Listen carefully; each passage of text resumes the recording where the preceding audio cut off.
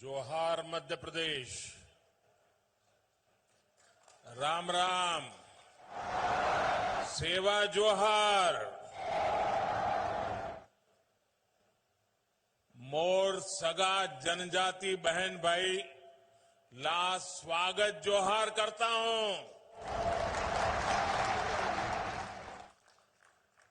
तमारो स्वागत करूं। तमाम साम किकम छो।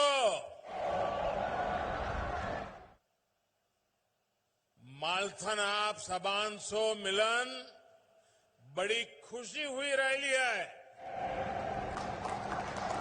आप सबान थन फिर सी राम राम। मध्य प्रदेश के राज्यपाल श्री मंगूभाई पटेल, जिन्होंने अपना पूरा जीवन आदिवासियों के कल्याण के लिए खपा दिया, वे जीवन भर आदिवासियों के जीवन के लिए सामाजिक संगठन के रूप में, सरकार में मंत्री के रूप में एक समर्पित आदिवासियों के सेवक के रूप में रहे। और मुझे गर्व है कि मध्य प्रदेश के पहले आदिवासी गवर्नर, इसका सम्मान श्री मंगूभाई पटेल के खाते में जाता है। मंच पर विराजमान मध्य प्रदेश के मुख्यमंत्री श्रीमान शिवराज सिंह चौहान जी, केंद्रीय मंत्रिमंडल में मेरे सहयोगी नरेंद्र सिंह तोमर जी, ज्योतिरादित्य सिंधिया जी, वीरेंद्र कुमार जी, प्रहलाद पटेल जी, फगन सिंह कुलस्ते जी, एल मुरुगन जी, एमपी सरकार के मंत्रीगण, संसद के मेरे सहयोगी सांसदगण, विधायकगण और मध्य प्रदेश के कोने कोने से हम सभी को आशीर्वाद देने आए जनजातीय समाज के मेरे प्यारे भाइयों और बहनों, आप सभी को भगवान बिरसा मुंडा के जन्मदिन पर बहुत बहुत शुभकामनाएं। आज का दिन पूरे देश के लिए, पूरे जनजातीय समाज के लिए बहुत बड़ा दिन है। आज भारत अपना पहला जनजातीय गौरव दिवस मना रहा है।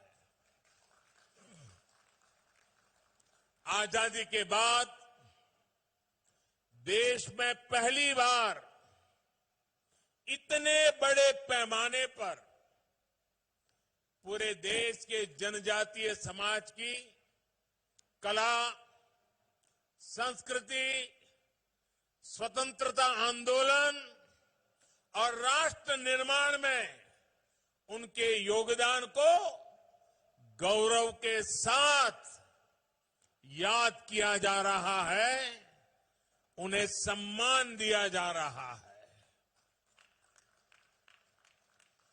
आजादी के अमृत महोत्सव में इस नए संकल्प के लिए मैं पूरे देश को बहुत बहुत बधाई देता हूं। मैं आज यहां मध्य प्रदेश के जनजातीय समाज का आभार भी व्यक्त करता हूं।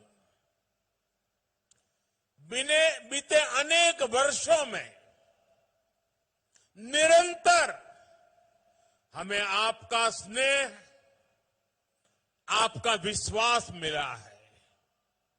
ये स्नेह हर पल और मजबूत होता जा रहा है।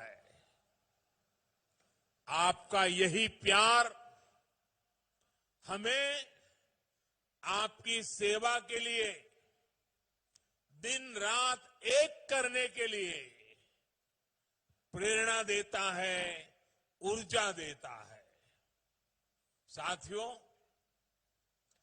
इसी सेवा भाव से ही आज आदिवासी समाज के लिए शिवराज जी की सरकार ने कई बड़ी योजनाओं का शुभारंभ किया है। और आज जब कार्यक्रम के प्रारंभ में मेरे आदिवासी जनजातीय समूह के सभी लोग अलग अलग मंच पर गीत के साथ, धुन के साथ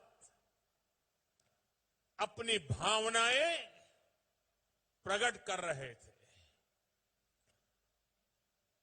मैंने प्रयास किया उन गीतों को समझने के लिए, क्योंकि मेरा यह अनुभव रहा है कि जीवन का एक महत्वपूर्ण कालखंड मैंने आदिवासियों के बीच में बिताया है और मैंने देखा है कि उनकी हर बात में कोई न कोई तत्व ज्ञान होता है। पर्पज ऑफ लाइफ आदिवासी अपने नाच गान में, अपने गीतों में, अपनी परंपराओं में बखूबी प्रस्तुत करते हैं। और इसलिए आज के इस गीत के प्रति मेरा ध्यान जाना बहुत स्वाभाविक था।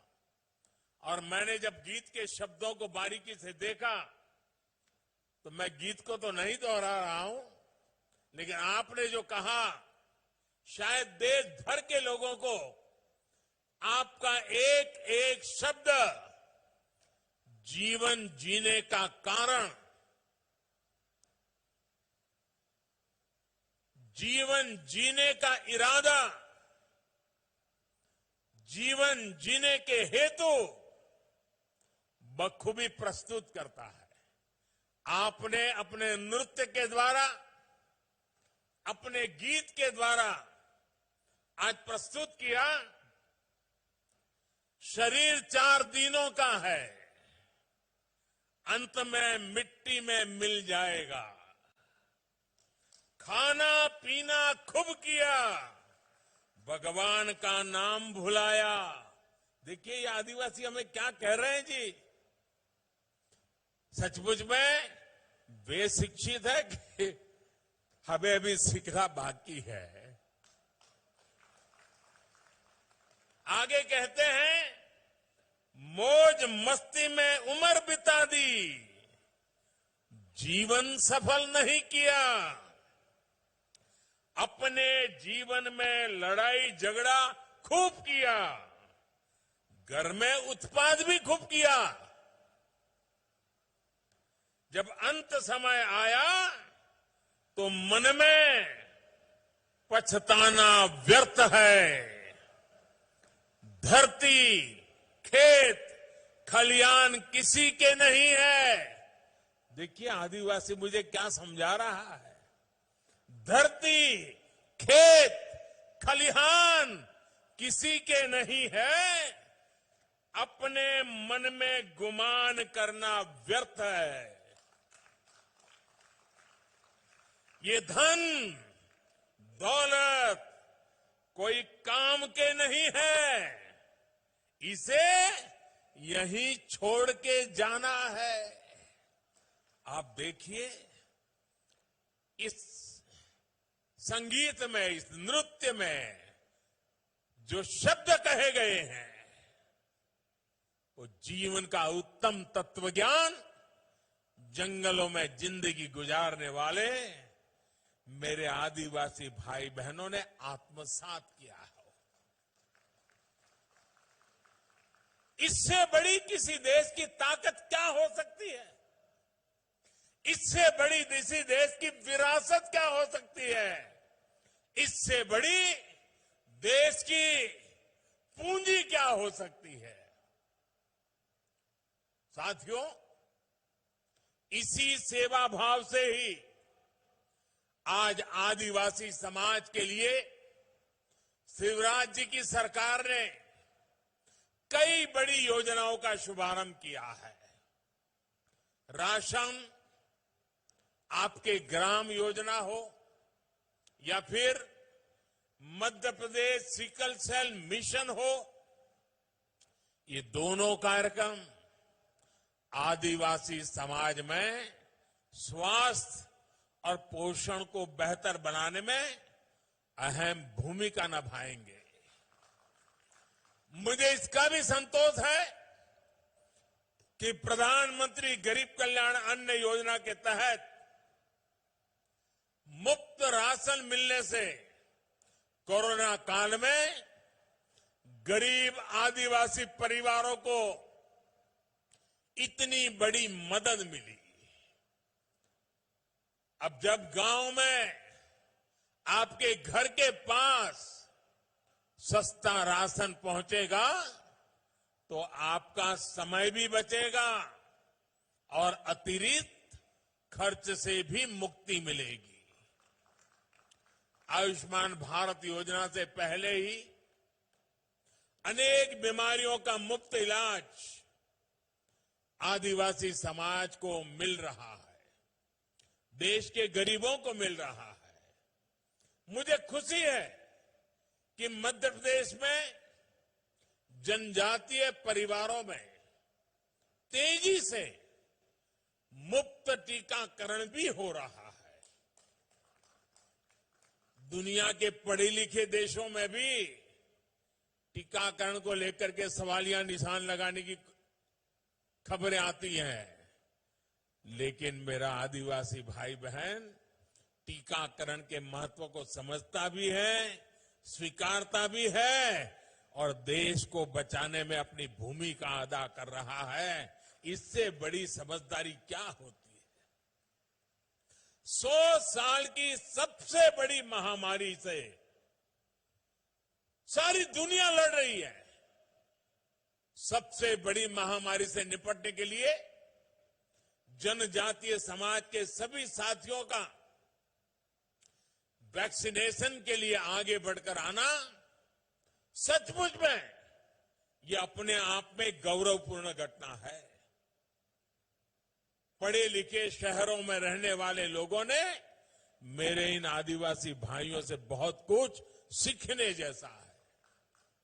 साथियों, आज यहां भोपाल आने से पहले मुझे रांची में झारखंड भगवान बिरसा मुंडा स्वतंत्रता सेनानी म्यूजियम का लोकार्पण करने का सौभाग्य मिला है।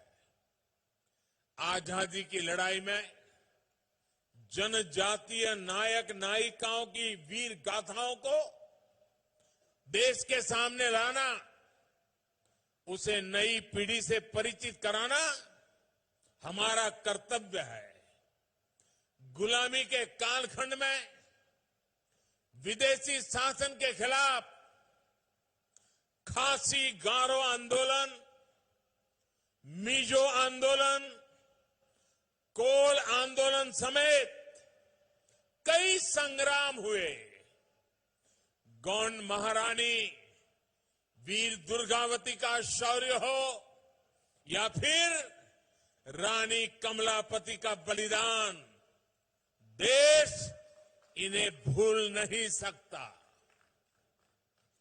वीर महाराणा प्रताप के संघर्ष की कल्पना उन बहादुर भीलों के बिना नहीं की जा सकती जिन्होंने कंधे से कंधा मिलाकर राणा प्रताप के साथ लड़ाई के मैदान में अपने आप को बलि चढ़ा दिया था। हम सभी इनके ऋणी हैं। हम सभी इस ऋण को कभी चुका नहीं सकते, लेकिन अपनी इस विरासत को संजोकर उसे उचित स्थान देकर अपना दायित्व जरूर निभा सकते हैं। भाई और बहनों, आज जब मैं आपसे अपनी विरासत को संजोने की बात कर रहा हूं तो देश के प्रख्यात इतिहासकार शिव शाहीर बाबा साहब पुरंदरे जी को भी याद करूंगा। आज ही सुबह पता चला वे हमें छोड़ करके चले गए, उनका देहावसान हुआ है। पद्म विभूषण बाबा साहब पुरंदरे जी ने छत्रपति शिवाजी महाराज के जीवन को, उनके इतिहास को सामान्य जन तक पहुंचाने में जो योगदान दिया है वो अमूल्य है। यहां की सरकार ने उन्हें कालिदास पुरस्कार भी दिया था। छत्रपति शिवाजी महाराज के जिन आदर्शों को बाबा साहब पुरंदरे जी ने देश के सामने रखा, वो आदर्श हमें निरंतर प्रेरणा देते रहेंगे। मैं बाबा साहब पुरंदरे जी को अपनी भावभीनी श्रद्धांजलि देता हूं। साथियों, आज जब हम राष्ट्रीय मंचों से राष्ट्र निर्माण में जनजातीय समाज के योगदान की चर्चा करते हैं तो कुछ लोगों को जरा हैरानी होती है। ऐसे लोगों को विश्वास ही नहीं होता कि जनजातीय समाज का भारत की संस्कृति को मजबूत करने में कितना बड़ा योगदान रहा है। इसकी वजह यह है कि जनजातीय समाज के योगदान के बारे में या तो देश को बताया ही नहीं गया, अंधेरे में रखने की भरपूर कोशिश की गई, और अगर बताया भी गया तो बहुत ही सीमित दायरे में जानकारी दी गई। ऐसा इसलिए हुआ क्योंकि आजादी के बाद दशकों तक जिन्होंने देश में सरकार चलाई, उन्होंने अपनी स्वार्थ भरी राजनीति को ही प्राथमिकता दी। देश की आबादी का करीब करीब 10% होने के बावजूद दशकों तक जनजातीय समाज को, उनकी संस्कृति, उनके सामर्थ्य को पूरी तरह नजरअंदाज कर दिया गया। आदिवासियों का दुख, उनकी तकलीफ, बच्चों की शिक्षा, आदिवासियों का स्वास्थ्य उन लोगों के लिए कोई मायने नहीं रखता था। साथियों, भारत की सांस्कृतिक यात्रा में जनजातीय समाज का योगदान अटूट रहा है। आप ही बताइए, जनजातीय समाज के योगदान के बिना क्या प्रभु राम के जीवन में सफलताओं की कल्पना की जा सकती है? बिल्कुल नहीं। वनवासियों के साथ बिताए समय ने एक राजकुमार को मर्यादा पुरुषोत्तम राम बनाने में अहम योगदान दिया है। वनवास के उसी कालखंड में प्रभु राम ने वनवासी समाज की परंपरा, रीति रिवाज, रहन सहन के तौर तरीके, जीवन के हर पहलू से प्रेरणा पाई थी। साथियों, आदिवासी समाज को उचित महत्व न देकर, प्राथमिकता न देकर पहले की सरकारों ने जो अपराध किया है, उस पर लगातार बोला जाना आवश्यक है। हर मंच पे चर्चा होना जरूरी है। जब दशकों पहले मैंने गुजरात में अपने सार्वजनिक जीवन की शुरुआत की थी, तभी से मैं देखता आया हूं कि कैसे देश में कुछ राजनीतिक दलों ने सुख सुविधा और विकास के हर संसाधन से आदिवासी समाज को वंचित रखा। अभाव बनाए रखते हुए चुनाव के दौरान उन्हीं अभावों की पूर्ति के नाम पर बार बार वोट मांगे गए, सत्ता पाई गई, लेकिन जनजातीय समुदाय के लिए जो करना चाहिए था, जितना करना चाहिए था और जब करना चाहिए था, ये कम पड़ गए, नहीं कर पाए, असहाय छोड़ दिया समाज को। गुजरात का मुख्यमंत्री बनने के बाद मैंने वहां पर जनजातीय समाज में स्थितियों को बदलने के लिए बहुत सारे अभियान शुरू किए थे। जब देश ने मुझे 2014 में आप सब देशवासियों की सेवा का मौका दिया, तो मैंने जनजातीय समुदाय के हितों को अपनी सर्वोच्च प्राथमिकता में रखा। भाई और बहनों, आज सही मायने में आदिवासी समाज के हर साथी को देश के विकास में उचित हिस्सेदारी और भागीदारी दी जा रही है। और चाहे गरीबों के घर हो, शौचालय हो, मुफ्त बिजली और गैस कनेक्शन हो, स्कूल हो, सड़क हो, मुफ्त इलाज हो, ये सब कुछ जिस गति से देश के बाकी हिस्से से हो रहा है, उसी गति से आदिवासी क्षेत्रों में भी हो रहा है। बाकी देश के किसानों के बैंक खाते में अगर हजारों करोड़ रुपए सीधे पहुंच रहे हैं, तो आदिवासी क्षेत्रों के किसानों को भी उसी समय मिल रहे हैं। आज अगर देश के करोड़ों करोड़ परिवारों को शुद्ध पीने का पानी पाइप से घर घर पहुंचाया जा रहा है, तो ये उसी इच्छा शक्ति के साथ उतनी ही स्पीड से आदिवासी परिवारों तक भी पहुंचाने का काम तेज गति से चल रहा है। वरना इतने वर्षों तक जनजातीय क्षेत्रों की बहन बेटियों को पानी के लिए कितना परेशान होना पड़ता था, मुझसे ज्यादा आप लोग इसको भली भांति जानते हैं। मुझे खुशी है कि जल जीवन मिशन के तहत मध्य प्रदेश के ग्रामीण इलाकों में 30 लाख परिवारों को अब नल से जल मिलना शुरू हो गया है। और इसमें भी ज्यादातर हमारे आदिवासी इलाकों की ही है।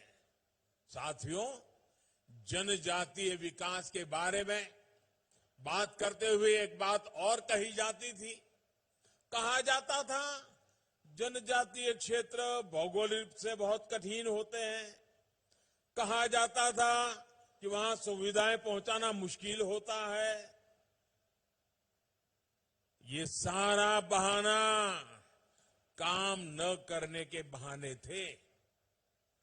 यही बहाना करके जनजातीय समाज में सुविधाओं को कभी प्राथमिकता नहीं दी गई, उन्हें अपने भाग्य पर छोड़ दिया गया। साथियों, ऐसे ही राजनीति, ऐसी ही सोच के कारण आदिवासी बाहुल्य वाले जिले विकास की बुनियादी सुविधाओं से भी वंचित रह गए। अब कहां तो इनके विकास के लिए कोशिशें होनी चाहिए थी, लेकिन इन जिलों पर पिछड़े होने का एक टैग लगा दिया गया। भाई और बहनों, कोई राज्य, कोई जिला, कोई व्यक्ति, कोई समाज विकास की दौड़ में पीछे नहीं रहना चाहिए। हर व्यक्ति, हर समाज आकांक्षी होता है, उसके सपने होते हैं। सालों साल वंचित रखे गए इन्हीं सपनों, इन्हीं आकांक्षाओं को उड़ान देने की कोशिश आज हमारी सरकार की प्राथमिकता है। आपके आशीर्वाद से आज उन 100 से अधिक जिलों में विकास की आकांक्षाओं को पूरा किया जा रहा है। आज जितनी भी कल्याणकारी योजनाएं केंद्र सरकार बना रही है, उनमें आदिवासी समाज बाहुल्य आकांक्षी जिलों को प्राथमिकता दी जा रही है। आकांक्षी जिले या फिर ऐसे जिले जहां अस्पतालों का अभाव है, वहां 150 से अधिक मेडिकल कॉलेज स्वीकृत किए जा चुके हैं। साथियों, देश का जनजातीय क्षेत्र संसाधनों के रूप में, संपदा के मामले में हमेशा समृद्ध रहा है। लेकिन जो पहले सरकार में रहे वो इन क्षेत्रों के दोहन की नीति पर चले।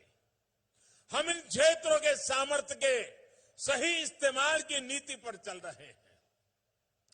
आज जिस जिले में जो भी प्राकृतिक संपदा राष्ट्र के विकास के लिए निकलती है, उसका एक हिस्सा उसी जिले के विकास में लगाया जा रहा है। डिस्ट्रिक्ट मिनरल फंड के तहत राज्यों को करीब करीब 50,000 करोड़ रुपए मिले हैं, जो उसी क्षेत्र के लिए खर्च करने हैं।